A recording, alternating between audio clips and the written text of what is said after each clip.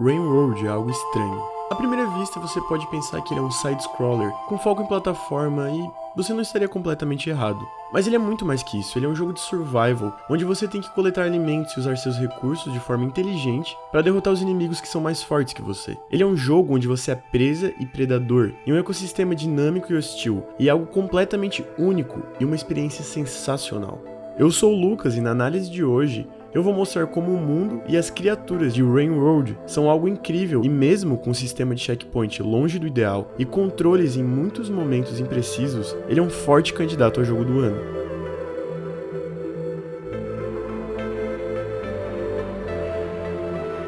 Muitos títulos do mercado de jogos se gabam por dinamicidade. As frases de marketing são várias. Os inimigos reagem de forma natural e parecem humanos lutando contra o jogador. O sistema de destruição faz com que os combates sejam mais dinâmicos. Os personagens lembram das suas decisões e diálogos e reagem a isso. Poucos realmente fazem jus ao termo dinâmico, e dentre esses poucos eu não consigo lembrar de um que me surpreendeu mais que o Rainworld. A razão para isso está na inteligência artificial, física e ecossistema do jogo. Uma das inspirações para Rainworld foram documentários sobre a vida animal, sobre como qualquer criatura tem o poder de se adaptar a situações adversas e sobreviver ou até mesmo vencer algo que teoricamente estaria acima dela na cadeia alimentar. Essa ideia permeia todo o design encontrado aqui. Para explicar, no jogo você controla uma criatura chamada Slugcat. Ela não é a mais fraca na cadeia alimentar, mas eu diria que está perto disso. O que diferencia um pouco ela do resto é a sua inteligência e de certa forma sua mobilidade. Para compensar a parte física, o Slugcat usa lanças e pedras para ferir os predadores que estão atrás dele. Você também tem um vasto arsenal de movimentos que o ajudam a fugir e se esquivar das diversas criaturas que estarão atrás de você. Coisas como wall jump, pulo carregado, rolar, backflip. Enfim, tudo isso está a seu dispor e vai ser necessário se você quiser sobreviver nesse mundo onde até a chuva vai te matar.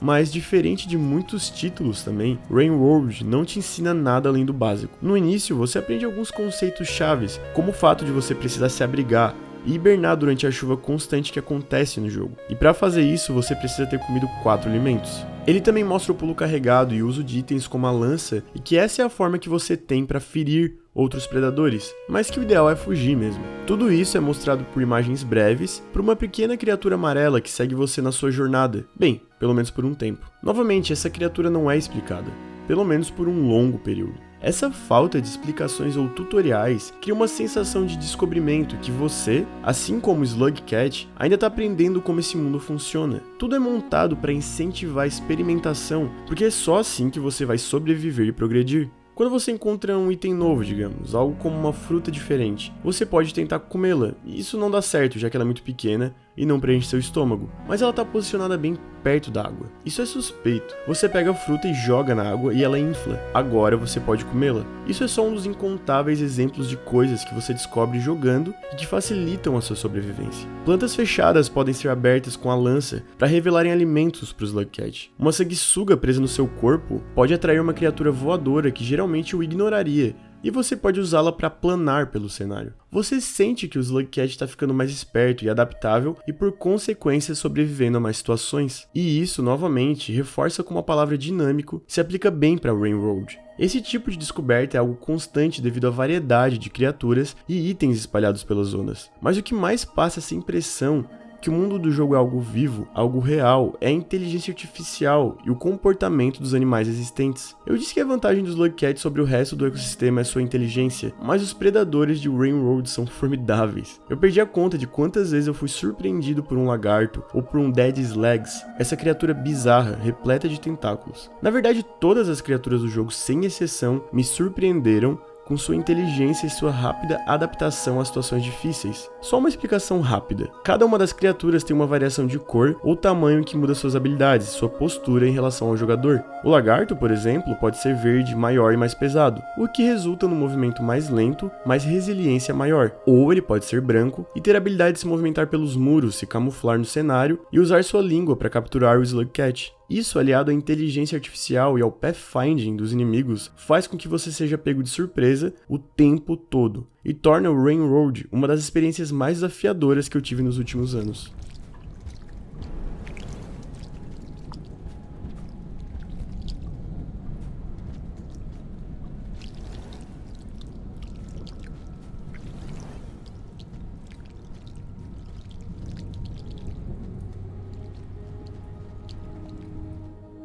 Esse desafio na maior parte do tempo é super recompensador. Estudar as rotas e comportamento de inimigos e conseguir enganá-los ou até manusear eles ao seu favor, aprender novas formas de usar um item disponível desde o início do jogo, criando mais uma vantagem para você. Enfim, entender o ecossistema e o mundo de Railroad e começar a dominar criaturas que estão acima de você na cadeia alimentar é algo fantástico e que jogo nenhum consegue replicar, pelo menos não do jeito que o Railroad faz. A razão para eu falar na maior parte do tempo e não o tempo todo são duas coisas: o sistema de ranks, que está intimamente ligado à progressão das zonas, e como a física está relacionada às partes de plataforma no jogo, que bem, são fundamentais. A progressão de Railroad funciona basicamente assim. Cada vez que você chega em um abrigo de barriga cheia e dorme, você sobe um rank de sobrevivência. Se você morre, esse rank desce. Eles são essenciais para a transição de cada zona. Railroad é um jogo semi-mundo aberto. Para ir de Outskirts para Industrial Complex, por exemplo, você precisa fazer essa transição, só que o negócio é o seguinte, são 5 ranks. Conforme você avança, você precisa de um rank mais alto para liberar o portão de transição. Então, você precisa coletar mais comida e dormir mais vezes no abrigo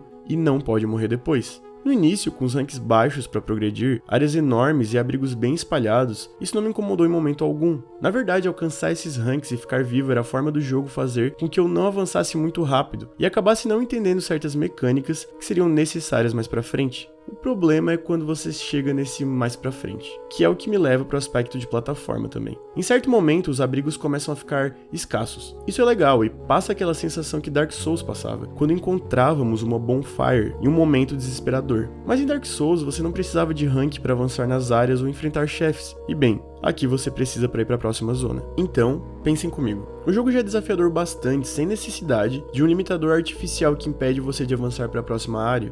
Em áreas mais avançadas, não é legal ficar tentando manter o rank, enquanto lida com inimigos dificílimos e pulos muitas vezes imprecisos que resultam na sua morte. Por que imprecisos? Railroad, diferente de muitos side-scrollers, não tem animações fixas. O jogo conta com animação procedural e o corpo do Slugcat, tecnicamente, é dividido em pedaços. Obviamente isso não é visível no jogo, mas resulta em movimentos mais reais e que reagem de forma natural ao ambiente e aos inimigos. O problema é que esse sistema resulta em um certo peso e imprecisão nos movimentos do personagem. E quando sua vida depende de um pulo, isso gera situações bem frustrantes. Ainda mais quando aliado aos ranks do jogo. É algo que realmente conseguiu tirar todo o prazer que eu tava tendo com Railroad em alguns momentos e uma falha crucial em algo espetacular. Assim, essas animações, essa física é essencial pro título, porque ela não é aplicada apenas ao Slugcat, como também em todas as criaturas existentes no jogo. E sério, é incrível a particularidade dos movimentos de cada animal aqui. Desde o movimento lento e ameaçador dos Daddy Legs até o voo rápido, mais pesado dos abutres. Railroad consegue fazer com que seus predadores tenham uma aparência intimidadora não só pelo design, mas principalmente pelos movimentos que eles fazem.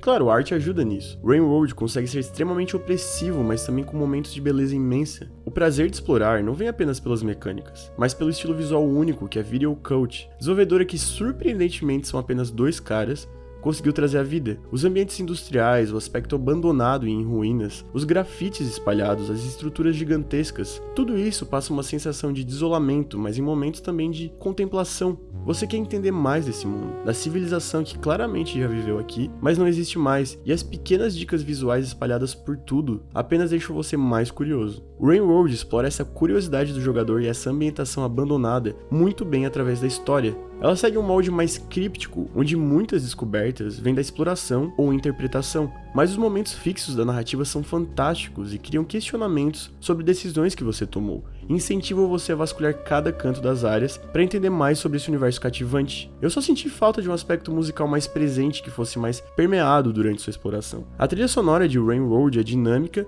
e toca de acordo com encontros inimigos e de quão perto eles estão de você. Isso funciona muito bem. Como por exemplo, está em uma área onde a música começa a tocar, mas não há inimigos visíveis, entregando que existe alguma ameaça escondida. O design sonoro complementa isso com avisos através de sons, de asas batendo, tentáculos se movimentando, chiados de lagartos. A integração da música e do som nas mecânicas é excelente, mas eu senti falta de mais música tocando para aumentar o impacto narrativo. Isso é porque quando elas tocam, elas são ótimas. Uma presença maior da trilha sonora ia ser a cereja do bolo em algo fenomenal.